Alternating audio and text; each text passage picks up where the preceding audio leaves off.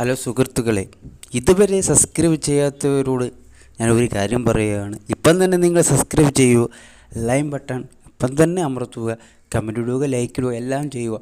പുതിയ ഇപ്പം ഞാൻ പറയുന്നത് 40-ാം നദിയാണ്. 40-ാം നദി ആയൂർ പുഴ. ആയൂർ പുഴയെക്കുറിച്ചാണ് ഞാനിവിടെ വിവരിക്കുന്നത്.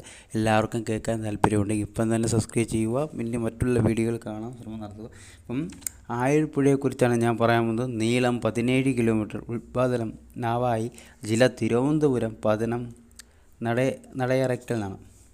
അപ്പം 40-ാമത്തെ നദി ആയൂർ പുഴ. നീളം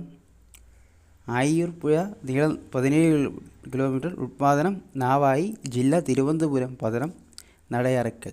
അപ്പം ഇങ്ങനെയാണ്: നടയറയ്ക്കൽ, പതനം, ജില്ല തിരുവനന്തപുരം, ഉൽപ്പാദനം നാവായി, നീളം 17 കിലോമീറ്റർ, ആയൂർ പുഴയാണ്. അപ്പോൾ ഇതുവരെ സബ്സ്ക്രൈബ് ചെയ്തപ്പോൾ നന്ദി, നമസ്കാരം. അടുത്ത വീഡിയോയുമായി